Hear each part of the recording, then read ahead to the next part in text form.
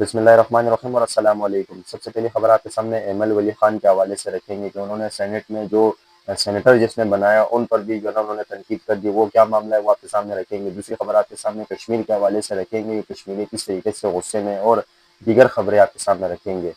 سب سے پہلی جو خبر ہے وہ آپ کے سامنے رکھتا ہوں کہ ایمل ولی ہے، انہوں نے جو ہے نا ماضی میں جب وہ کہتے تھے کہ جو ہے نا ماضی میں جو ہے نا اسٹیبلشمنٹ پر تنقید کرتے تھے، غالباً جو ہے نا یہ بھی جو ہے نا عاصم منیر سے جو ہے نا دل برداشتہ ہو گئے، اور جو ہے نا انہوں نے بھی آج سینٹ میں جو ہے نا ایسے خطاب کیا کہ سارا جنرل عاصم منیر کے خلاف ہی جو ہے نا بیان دیے۔ لیکن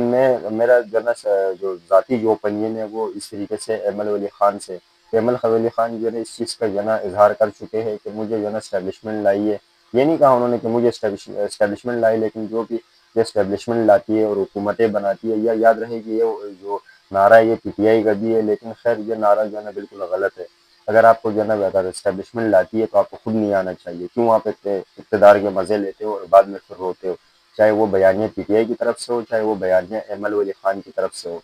اب ایمل ولی خان نے جو ہے نا اس چیز کا بیان دیتے ہوئے ان کا کہنا تھا کہ جو سارے معاملات ہوتے ہیں اب فوج سے جو ہے نا جو عاصم منیر سے اس سے ہماری جان چھوٹنی چاہیے، اور کافی جو ہے نا انہوں نے عاصم منیر کے حوالے سے کافی جو ہے نا غلط زبان استعمال کی جو ان کو نہیں کرنی چاہیے، کیونکہ اگر آپ کو اس چیز کا پتہ چلتا ہے کہ ہمیں جو ہے نا جنرل عاصم منیر لا رہا ہے اور اسٹیبلشمنٹ ہمیں لا رہی ہے، تو پہلے تو آپ کو جو ہے نا کوئی بھی تک نہیں بنتی کہ آپ فوج پر یا اسٹیبلشمنٹ کے کسی ادارے پر آپ تنقید کرو۔ اگر آپ کو پھر بھی تنقید کرنی ہے تو آپ کو ادارے پر تنقید نہیں کرنی چاہیے، بلکہ فرد واحد پر تنقید کرنی چاہیے۔ اس طریقے سے جو ایمل ولی خان نے جو تنقید کی ہے وہ قابل مذمت ہے، اور ایسی تنقید ان کو نہیں کرنی چاہیے، کیونکہ اس سے جو ہے نا ادارے کی بدنامی ہوتی ہے۔ دوسری جانب اگر آپ کو ایسا لگتا ہے کہ میں نے جو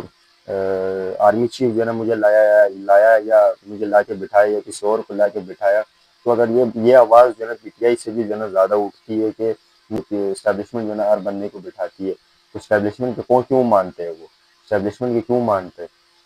تو یہ اس کی کوئی وجہ ہوگی نا، اسٹیبلشمنٹ کے مانتے، اسٹیبلشمنٹ اگر کسی کو لا رہا ہے تو اپنی مرضی سے لاتا ہوگا، یا اگر کوئی اپنے مرضی سے لاتا ہے تو کیوں اس کو لے کے آتے ہیں، کوئی تو خاص وجہ ہوگی۔ تو اس پر جو ہے نا یہ کافی جو ہے نا اس چیز سوچنے والی ہے کہ کیوں لاتی ہے۔ اگر ایمل ولی خان کو تو اسٹیبلشمنٹ لائے تو اس کو اسی وقت انکار نہ کر دینا چاہیے کہ میں صاف شفاف الیکشن سے آؤں گا، نہیں تو میں سینیٹر نہیں بنوں گا۔ مین پوائنٹ جو میرا ہے وہ یہ ہے۔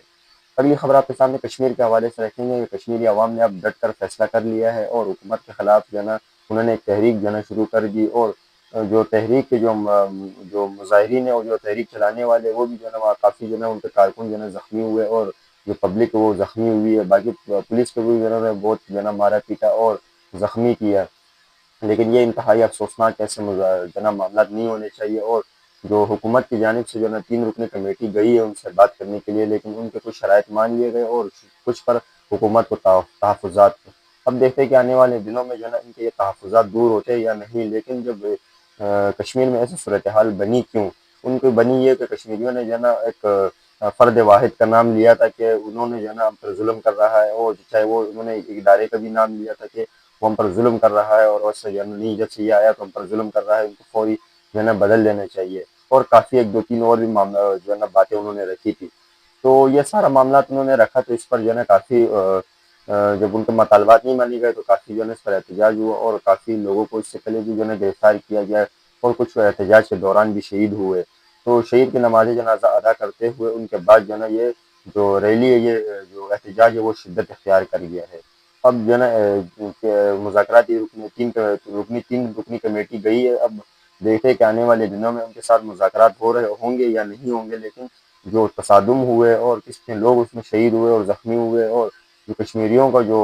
جوش و جذبہ ہے اب بھی عروج پہ ہے۔ دیکھتے ہیں اب آنے والے دنوں میں کیا ہوتے ہیں، خبریں اور بھی، لیکن مجھے یہاں سے اجازت دیجیے گا۔ اللہ کا حامی و ناصر ہو، پاکستان زندہ باد۔